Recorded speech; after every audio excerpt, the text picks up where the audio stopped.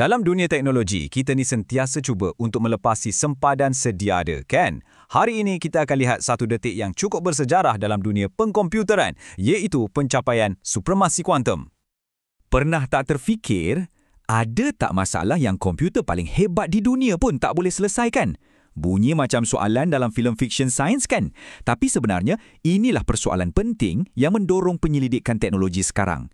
Kita memang kagum dengan adi komputer yang kita ada. Tapi, adakah kemampuannya ada had? Baiklah, jom kita mulakan perjalanan kita dengan memahami di mana sebenarnya letaknya sempadan pengkomputeran sekarang.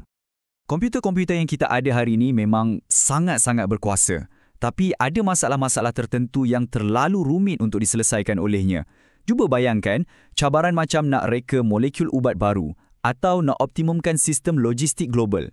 Bila pemboleh ubah jadi terlalu banyak, masa yang diperlukan untuk pengiraan boleh makan masa beribu-ribu tahun.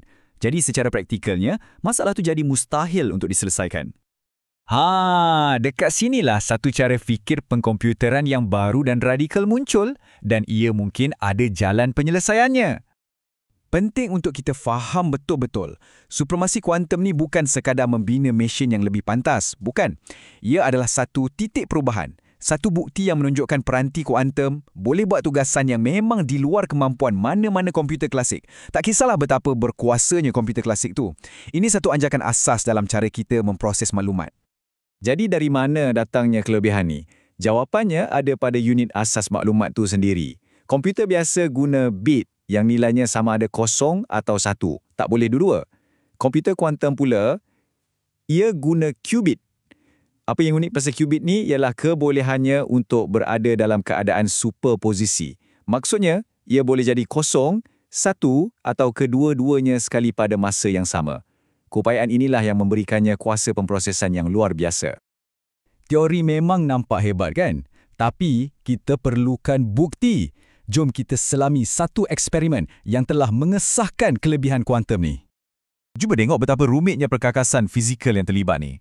Di sebalik semua wayar dan optik yang berselerak ni, ada denyutan laser yang dikawal dengan sangat jitu. Tujuannya, untuk memanipulasi keadaan kuantum yang amat rapuh. Di sinilah pengiraan yang melangkaui keupayaan komputer klasik berlaku. Okey, jadi para penyelidik telah mereka satu tugasan yang sangat spesifik.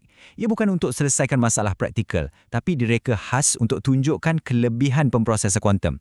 Ujian ni berasaskan konsep yang dipanggil kerumitan komunikasi, yang pada asasnya mengukur betapa cekap maklumat dapat ditukar.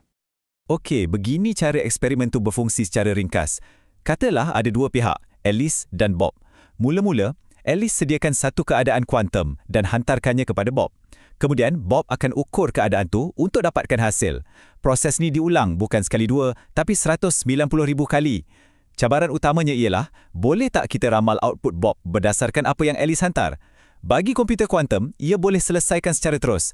Komputer klasik pula, ia terpaksa buat simulasi yang jauh lebih rumit. Dan apa keputusannya? Ini yang betul-betul mengagumkan. Didapati bahawa algoritma klasik yang terbaik sekalipun perlukan prestasi pengiraan 330 kali ganda lebih tinggi untuk cuba menandingi kecekapan komputer kuantum tu.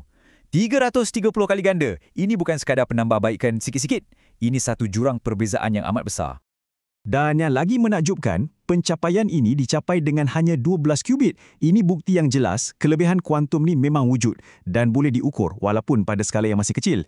Ia menunjukkan yang pemproses kuantum bukan setakat lebih laju, tapi cara ia berfungsi itu sendiri memang jauh lebih cekap untuk sesetengah tugasan.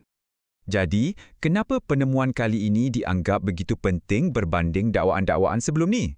Kuncinya terletak pada kepastian matematik di sebaliknya. Petikan ini merumuskan segalanya. Ini bukan sekadar keputusan eksperimen biasa yang mungkin boleh diatasi dengan kejuruteraan yang lebih baik pada masa depan. Keputusan kali ini, ia dibina atas asas yang sangat kukuh. Inilah sebab utamanya. Kelebihan yang ditunjukkan bukan sebab perkakasan kuantum tu bagus semata-mata. Ia disokong oleh bukti matematik yang kukuh. Satu teorem yang membuktikan bahawa tiada algoritma klasik, tak kiralah secanggih mana pun ia dicipta nanti, yang mampu merapatkan jurang prestasi ni. Jadi, kelebihan kuantum ini adalah sesuatu yang kekal. Okey, kita dah buktikan supremasi kuantum. Jadi, apa maknanya? Adakah komputer kuantum akan gantikan laptop kita tak lama lagi? Jom kita tengok ke mana arah tuju bidang ni. Pencapaian ni ibarat penerbangan pertama oleh adik-beradik Wright. Kapal terbang mereka tu tak bawa penumpang pun, tapi ia membuktikan yang manusia boleh terbang. Begitu jugalah dengan supremasi kuantum. Ia adalah satu bukti konsep yang membuka pintu kepada macam-macam aplikasi pada masa depan, daripada mempercepatkan penemuan ubat baharu sehinggalah merevolusikan sains bahan dan juga kecerdasan buatan. Jadi fokus sekarang dah beralih. Bukan lagi soalan boleh ke kita buat, tapi apa yang kita boleh selesaikan dengannya.